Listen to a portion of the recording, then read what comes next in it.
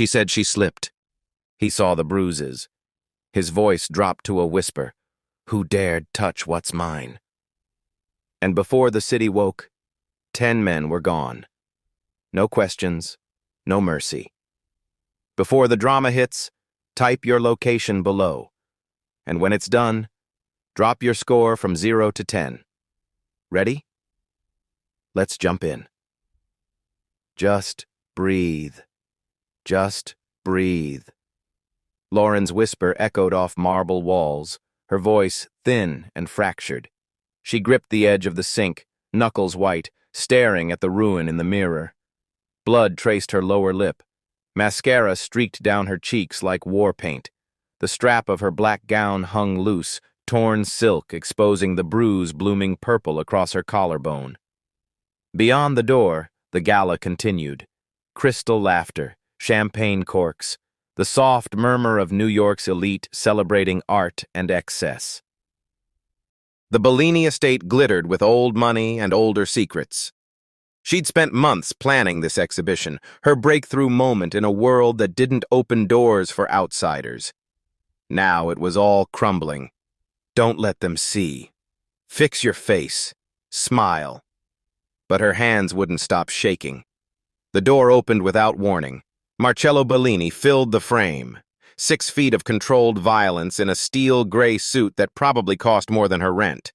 His dark hair was slicked back, revealing the tattoos that coiled up his neck like smoke, the serpent's tail disappearing beneath his collar. A diamond stud caught the light in his ear.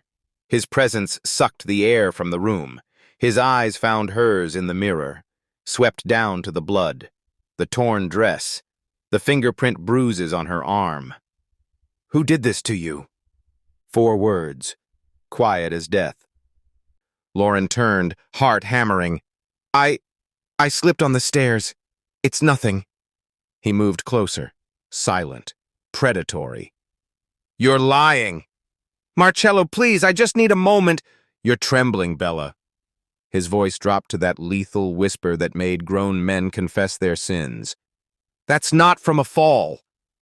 His hand rose, slow, deliberate, and she flinched before she could stop herself. But he only touched her chin, tilting her face toward the light with a gentleness that didn't belong to a man like him. His thumb brushed the bruise on her jaw, and something cold flickered behind his eyes. Recognition, understanding, rage. Someone put their hands on you. Not a question. A verdict. Tears burned her throat. If I tell you, I'll lose everything. They're powerful. Not as powerful as me. The certainty in those words should have terrified her. Instead, they wrapped around her like armor. She broke, whispered 3 names. Marcello's expression didn't change, but his jaw tightened, and he slowly removed his cufflinks, setting them on the marble counter with deliberate precision. When he spoke again, his voice could have frozen blood. Before sunrise, I want them gone. The words weren't meant for her. Enzo appeared in the doorway, silent as a shadow, and nodded once before disappearing. Marcello turned back to Lauren, his hand still cradling her face. You're safe now. And somehow, impossibly, she believed him. Lauren sat on the edge of the bed in her apartment, still wearing the torn black dress. Her hands wouldn't stop shaking. She'd showered twice, scrubbing until her skin burned. But she could still feel their hands on her, could still hear their laughter as they dragged her into that room. She checked her phone. 1:47 a.m. No messages, no calls. The city outside her window was silent, holding its breath. Marcello's words replayed in her mind. Before sunrise. What did that mean? At 2:03 a.m., her phone rang. Unknown number. She answered with trembling fingers. Miss Moretti? A woman's voice, professional, calm. This is Mount Sinai Hospital. We're calling to inform you that your emergency room visit earlier tonight has been paid in full. All charges cleared. Lauren's breath caught. I didn't go to the hospital. Our records show... A pause. My apologies. There must be some confusion. In any case, should you need medical attention, everything has been taken care of. The line went dead. Lauren stared at her phone, pulse racing. How did he know? How did he... Across the city, Marcello Bellini stood on his penthouse balcony, phone pressed to his ear. Below him, New York stretched like a kingdom of light and shadow. His voice was calm, almost gentle. The first two? Done, his lieutenant replied. Car went off the bridge at 1:30. No survivors. The others? In transit. By dawn, they'll be ghosts. Marcello ended the call without another word. He took a slow sip of scotch, watching the city breathe. Somewhere out there, men who'd thought themselves untouchable were learning a simple truth. Some debts were paid in blood. His phone buzzed. A text from his security team. Target 7 secured. No witnesses. He deleted it. By the time the sun began to rise over the harbor, Lauren was still awake, scrolling through news alerts with numb fingers. Breaking. 10 prominent men missing across New York. Authorities baffled. Her stomach dropped. She knew those names, recognized their faces in the photos, the men from the gala, the ones who'd cornered her, the ones who'd... Her phone rang again. This time she knew who it would be. Marcello? His voice came through soft, steady, absolute. You don't need to worry anymore. She should have been horrified, should have demanded answers, threatened to call the police. But instead, she closed her eyes and felt something she hadn't felt in hours. Safe. What did you do? She whispered. What I had to. A pause. Sleep now, Bella. No one will ever touch you again. The line went quiet, but he didn't hang up. Neither did she. For a long moment, they simply existed in that silence. A woman marked by violence and the man who'd erased it from the world. When dawn finally broke, Lauren fell asleep with the phone still pressed to her ear. And for the first time since the gala, she didn't dream of their hands. 3 days passed like a held breath. Lauren returned to work at the Bellini Gallery, though nothing felt the same. Enzo, Marcello's lieutenant, tall and silent as a shadow, appeared every morning at her door. He didn't speak much, just walked 10 paces behind her, a promise written in muscle and steel. The gallery was quiet that afternoon when Marcello arrived. She heard him before she saw him, the soft click of expensive shoes against marble, the way the air seemed to shift in his presence. He stood in the archway, hands in his pockets, studying a Renaissance painting with the patience of a predator. Beautiful work, he said without looking at her. Violence disguised as devotion. Lauren's pulse quickened. Most people see romance. Most people don't understand what devotion costs. He turned then, his dark eyes finding hers across the room. Do you fear me now? The question hung between them like smoke. She should say yes, should run, should call someone, anyone, and tell them what he'd done. Instead, she set down her clipboard and walked toward him. No. His expression didn't change, but something flickered in his gaze. Surprise, perhaps, or satisfaction. You should. Maybe. She stopped 3 feet away, close enough to see the faint scar along his jaw. But I don't. For a long moment he simply watched her. Then, so quietly she almost missed it. Good. That night, alone in her apartment, Lauren found herself sketching without thinking. Her pencil moved across paper in familiar strokes. The sharp line of a jaw, the curve of a mouth, eyes that held violence and restraint in equal measure. She stared at the drawing. Marcello's face gazed back at her, rendered in shadow and graphite. When she finally slept, she dreamed of his hands, gentle against her bruised cheek, then wrapped around the throats of faceless men. In the dream, she wasn't afraid. She was grateful. Lauren heard them by accident. Two of Marcello's men standing outside the gallery's back entrance, voices low and careful. He's never been the same since Chiara. Can you blame him? What those bastards did? The first woman he failed to protect. Now this one shows up, and it all comes back. The words followed Lauren home like ghosts. That night, when Enzo dropped her at Marcello's estate, she'd stopped questioning why she ended up there instead of her apartment. She didn't wait for permission. She walked straight to his study. Thunder rolled across the bay. Marcello sat behind his desk, a glass of whiskey untouched, his expression unreadable. He looked up when she entered, but didn't speak. Who was Chiara? His jaw tightened. For a moment, she thought he wouldn't answer. Then, slowly, he leaned back in his chair. My wife. The word hit like a punch. Was murdered. His voice was flat, empty. 8 years ago. Rival family. They wanted to send a message. He picked up the glass, stared into it. They sent it. I never found all of them. Lauren's breath caught. Marcello, when I saw your face that night, he continued, his gaze distant, bloodied, torn. I saw her again. His knuckles whitened around the glass, and I swore it would not happen twice. Rain lashed against the windows. Lightning split the sky, illuminating his face. The hard lines, the barely controlled fury, the grief he wore like armor.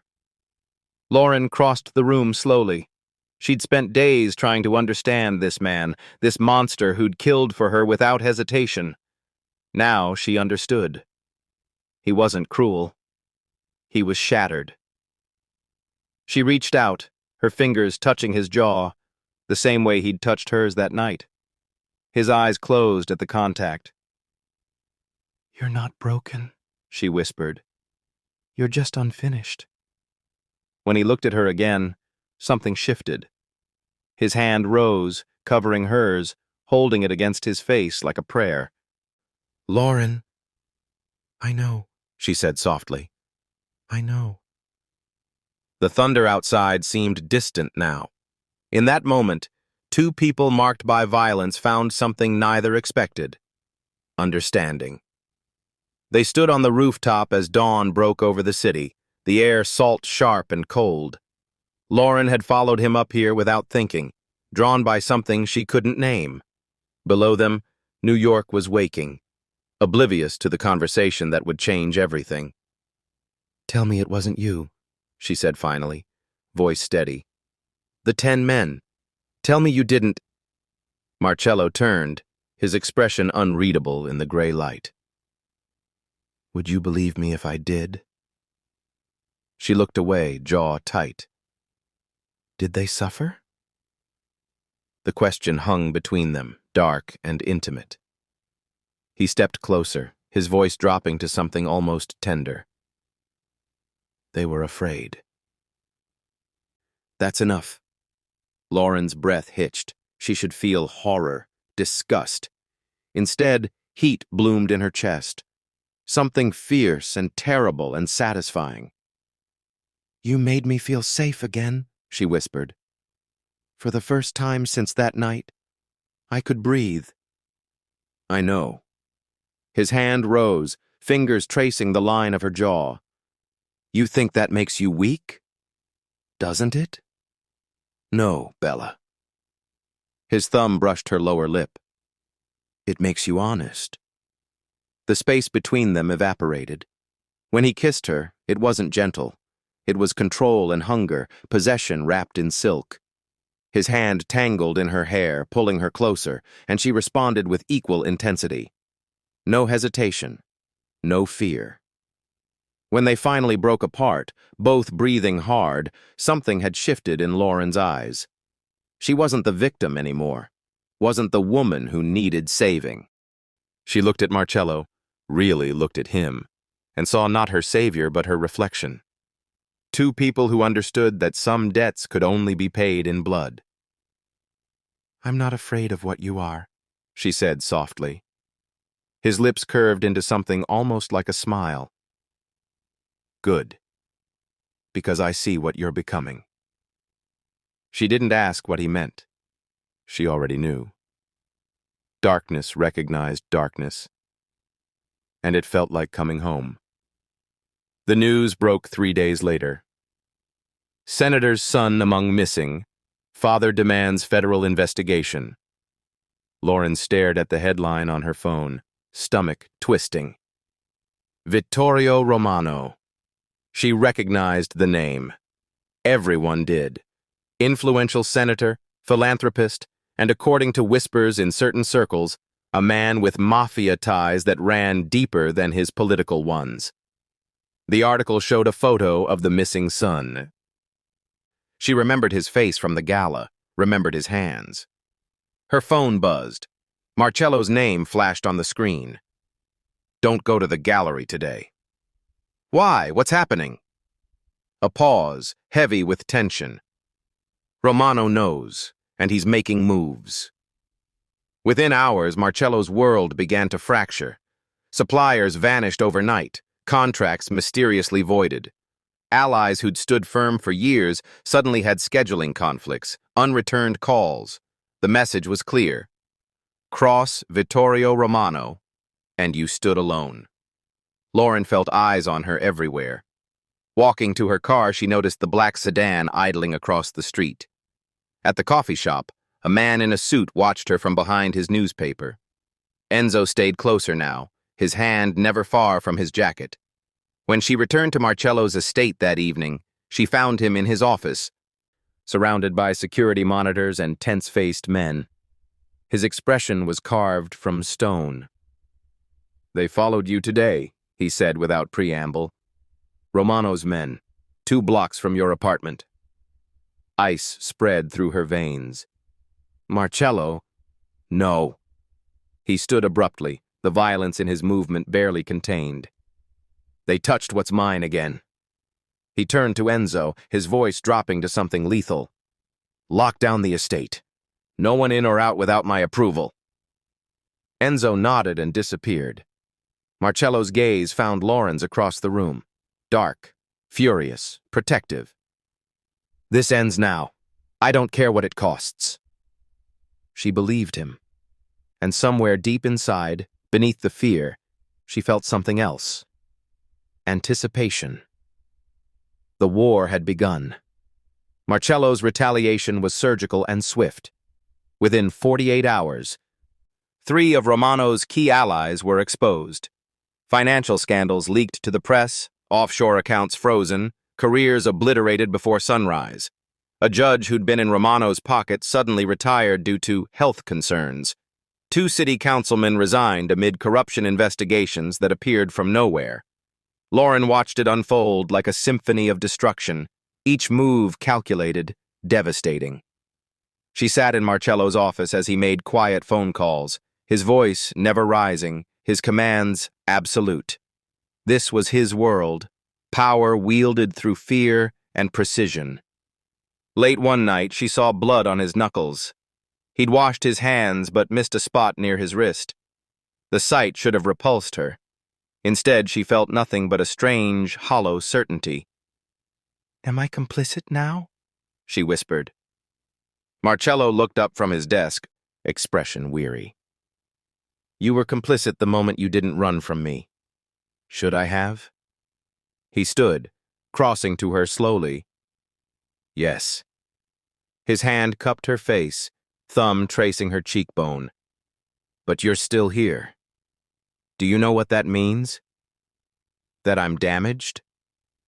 That you're mine." His voice dropped, raw and honest. "You're the only thing that keeps me human, Bella. Don't take that from me." She kissed him then, fierce, claiming, refusing to let him carry this alone. His control shattered. He lifted her onto the desk, papers scattering, his mouth hungry against hers. There was tenderness in his touch, but also possession. A promise that she belonged to him as completely as he belonged to her. When he made love to her, it was both gentle and devastating. Every touch deliberate, every whispered word a vow written in heat and shadow. Afterward, wrapped in his arms, Lauren understood the truth. She wasn't his victim. She wasn't even his savior. She was his equal in darkness, his partner in this beautiful, terrible thing they'd become. The line between love and possession had disappeared completely. 3 months later, Lauren Moretti became Lauren Bellini. The ceremony took place at sunset on the Bellini estate, the bay stretching endless behind them. White roses and Italian silk, champagne that cost more than most cars, guests who whispered behind jeweled hands. It was beautiful and dangerous, like everything Marcello touched. Lauren wore ivory lace that clung to her like a second skin, her dark hair swept up to reveal the diamond necklace Marcello had fastened around her throat that morning. "So everyone knows," he'd murmured against her ear. "Exactly who you belong to." She hadn't argued. The reception glowed with candlelight and quiet menace. Marcello's men lined the perimeter in expensive suits, their watchful eyes missing nothing. Enzo stood near the entrance, hand resting casually inside his jacket. They were cutting the cake when the doors burst open. Vittorio Romano stood there, flanked by 6 armed guards. His face was haggard, his expensive suit wrinkled. The room fell silent, crystal glasses frozen mid-sip, conversations dying like cut strings. Marcello didn't move. He simply set down his champagne and turned, his expression carved from ice. "Senator Romano," his voice carried across the ballroom, calm and lethal. "You've come to my wedding to threaten my wife. You destroyed my son." Romano's voice shook with barely controlled rage. "You think you can just—" "Your son," Marcello interrupted softly, "destroyed himself when he put his hands on what was mine." He took a single step forward, and Romano's guards tensed. "You want war, Senator? I've already won it. Ask your allies. Ask your accountants. Ask the federal investigators who just received very interesting files about your offshore holdings." The color drained from Romano's face. "Leave," Marcello said quietly, "while you still can." For a long moment, Romano stood frozen. Then, with shaking hands and humiliation burning in his eyes, he turned and walked out. His guards followed, their weapons never drawn. The doors closed. Silence held for 3 heartbeats. Then the music resumed, conversations returned, as if nothing had happened. Marcello returned to Lauren, his hand finding hers. He pulled her close, his other hand cupping her face as he kissed her. Not gently, but with absolute possession. When he pulled back, his dark eyes held hers. "You're mine now, Lauren. Entirely."